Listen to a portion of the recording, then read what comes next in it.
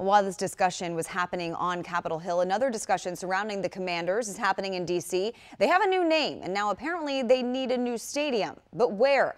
That's the multi-million-dollar question, possibly billion-dollar question being debated right now. This story affects all of our communities, so WUSA 9 will be covering it every step of the way. Chief Investigative Reporter Eric Flack is live outside the old RFK Stadium in Northeast D.C. And Flack, today Mayor Bowser said she wants the Commanders to build their new stadium right where you are standing.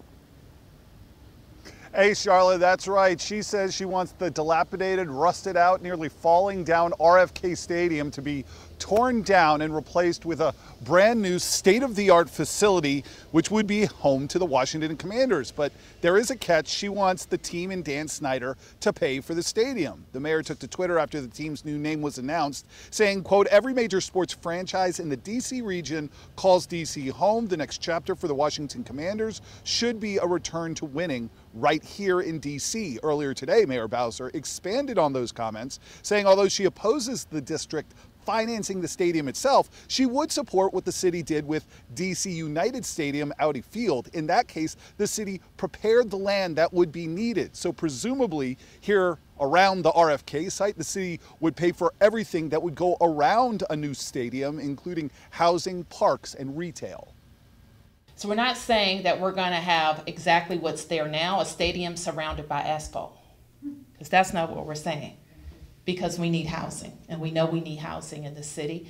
We need fantastic parks. We know we need fantastic parks, we need retail, and we need jobs for DC residents. And there's over 100 acres there. Okay, so to recap, Bowser indicated DC would not only pay for all the new development around the stadium, but also to prepare the land, which would presumably mean they would pay to tear down the stadium. The city would take care of that. Now let's go to Virginia, where across the river, Governor Youngkin has been banging the drum for the new Commanders' home to be in the Commonwealth for some time now. He was at an event today where he was once again asked about it. He said he has spoken with Commanders owner Daniel Snyder to get a sense of what the team's owner wants out of a new stadium. Youngkin has not closed the door on the state of Virginia helping to finance the team's new home, and he wants to turn the state's former baseball commission, which once tried to bring the Washington Nationals to Northern Virginia, into a group that would spearhead bringing the Commanders to the Commonwealth. I do think that we should expand the baseball commission to be a baseball and football stadium commission.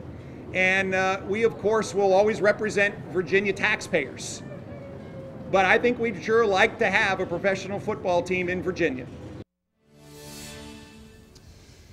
Now let's wrap this up with Maryland, where just a couple weeks ago, Governor Hogan weighed in. He said he has also been in contact with the Commanders owners. He said he indicated to the owners that Maryland wants to keep the team, but he also said that Maryland's kind of in a holding pattern as the team decides what it wants to do. But Maryland, he said, will fight to keep the Commanders. The team doesn't have much time to decide. Yesterday at the name unveiling, team president Jason Wright saying the team planned to be in their new stadium by 2027. That's when their current lease at FedEx Field runs out.